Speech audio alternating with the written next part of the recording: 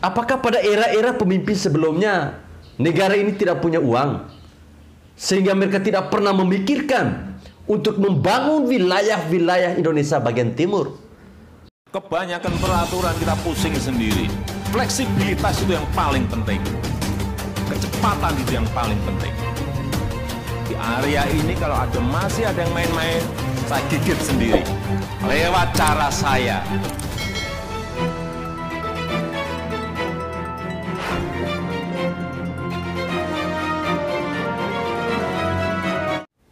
Assalamualaikum warahmatullahi wabarakatuh. Salam, salve, Om Swastiastu, Namo Buddhaya, salam kebajikan.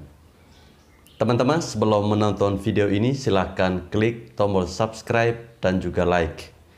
Terima kasih.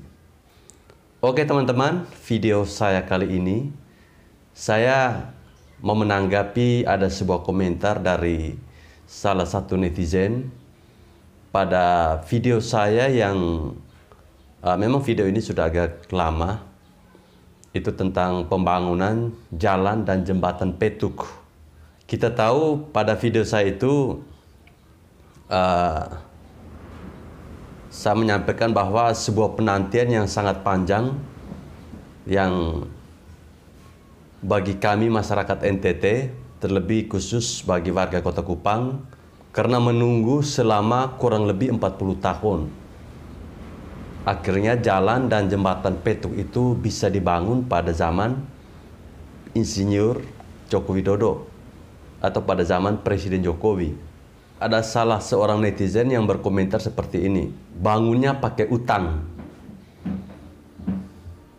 Nanti pemimpin berikutnya yang pontang-panting. Jadi kurang lebih pernyataannya dia seperti itu. Oke teman-teman, sebelum saya membahas lebih lanjut tentang video saya kali ini, saya ingin bertanya kepada kita semua, kepada teman-teman yang menonton channel ini. Apakah ketika teman-teman membangun rumah, itu teman-teman tidak berutang? Kalau saya secara pribadi, saya membangun rumah itu saya berutang.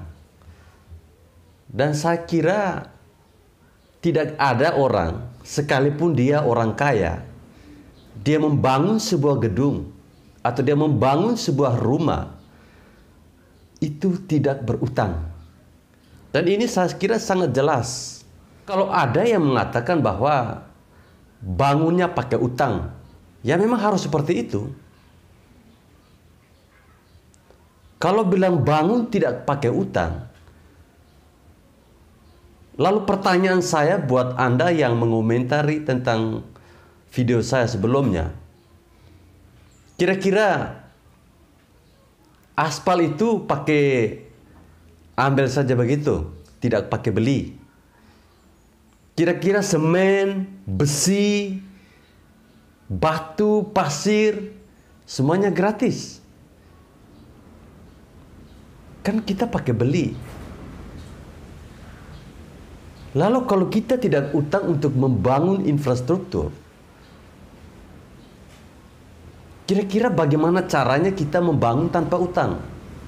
Kan keuangan negara kita ini kan tidak bisa menghidupi atau membiayai seluruh pembangunan yang ada di wilayah Indonesia. Jangan nanti sebentar pemimpinnya hanya tidak berbuat apa-apa, kalian lalu protes, pemimpin ini tidak bisa buat apa-apa. Dia tidak pernah buat jalan, dia tidak pernah buat jembatan. Kalian mengeluh seperti itu. Lalu kemudian ada pemimpin yang mau membangun infrastruktur. Lalu kalian katakan bahwa bangunnya pakai utang. Nanti pemimpin berikutnya yang pontang-panting. Saya berulang kali saya sering katakan bahwa utang itu menurut saya atau bagi saya pribadi tidak menjadi masalah. Kalau utang itu untuk dibuat hal-hal yang positif. Dalam hal ini membangun infrastruktur seperti jalan, jembatan, bendungan, bandara, dan lain sebagainya. Tetapi kalau utang untuk dikorupsi atau untuk membuat sebuah proyek yang istilahnya hanya untuk bermain-main dengan uang, jadi proyek itu tidak akan kelar-kelar, sehingga orang menyebutnya dengan kata mangkrak. Itu yang kita sebagai rakyat jelata sangat marah. Pertanyaan saya buat saudaraku yang berkomentar bahwa membangun pakai utang, apakah pada pemimpin-pemimpin sebelumnya mereka tidak pernah berutang? Mereka berutang, tetapi utang yang dibuat oleh pemimpin-pemimpin sebelumnya,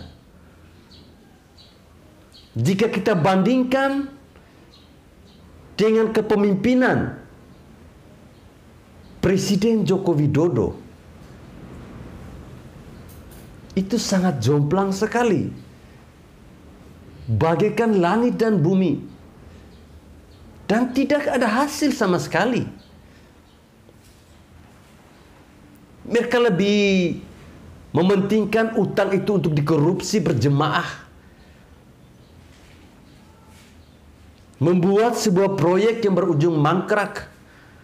Jadi saya pikir sangat tidak masuk akal pernyataan Anda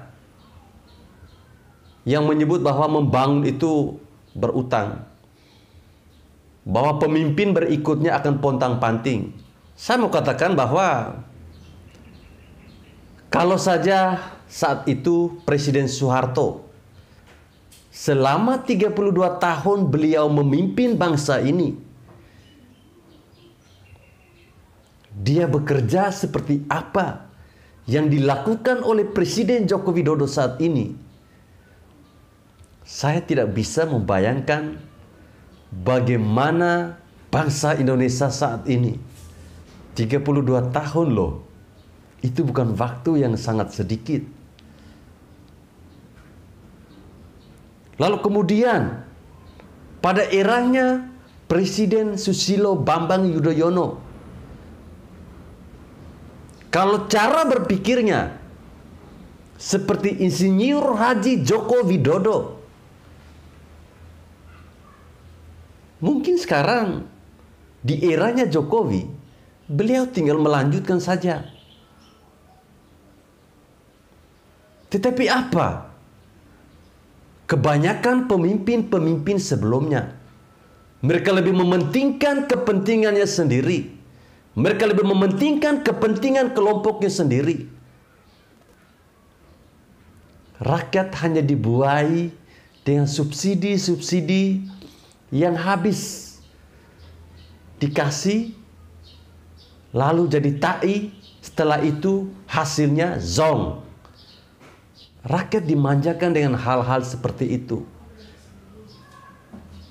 Hasilnya tidak ada. Kalau para pemimpin-pemimpin terdahulu, mereka sudah meletakkan fondasi, mereka sudah meletakkan dasar, jalan-jalan sudah mereka bangun. Bukan berarti mereka tidak membangun. Tetapi pembangunan yang dilakukan oleh pemimpin-pemimpin sebelumnya, itu lebih terpusat pada daerah-daerah di Jawa sana. Makanya saya katakan bahwa ketika Presiden Joko Widodo memimpin bangsa ini, kami masyarakat di Nusa Tenggara Timur baru benar-benar merasakan bahwa Presiden Republik Indonesia itu benar-benar ada untuk kami. Kami benar-benar merasakan kehadiran dari sosok pemimpin itu. Bendungan dibuat, jalan dibuat, jembatan dibuat. Apakah pada era-era pemimpin sebelumnya negara ini tidak punya uang, sehingga mereka tidak pernah memikirkan untuk membangun wilayah-wilayah Indonesia bagian timur? Apakah karena suara kami terlalu kecil, sehingga wilayah Indonesia Timur pada saat-saat itu tidak pernah diperhatikan, bahkan seperti dianaktirikan. Tetapi coba kita lihatlah, di eranya Presiden Joko Widodo, beliau benar-benar menerapkan sila kelima Pancasila, keadilan sosial bagi seluruh rakyat Indonesia. Teman-teman bayangkan, kalau kita mau berbicara soal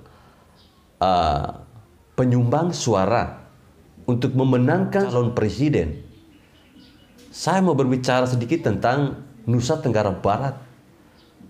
Yang kita tahu bahwa pada 2 pemilu yang berlangsung, pasangan Joko Widodo itu kalah 2 kali berturut-turut di Nusa Tenggara Barat. Tapi apakah itu membuat Jokowi kapok untuk tidak membangun Nusa Tenggara Barat? Tidak. Bahkan Jokowi membuat NTB mendunia dengan kehadiran sirkuit Mandalika. Itu benar-benar pukulan yang sangat telak bagi kita atau bagi orang-orang yang suka menyinyirin tentang kerjanya Presiden Jokowi. Beliau tidak pilih kasih. Yang beliau lihat, ini adalah wilayah negara kesatuan Republik Indonesia. Dan itu fakta. Coba saudara yang berkomentar pada video saya sebelumnya itu, coba saudara tunjukkan bahwa pemimpin mana yang membangun tanpa harus berutang. Kita beli motor saja pakai kredit, bro.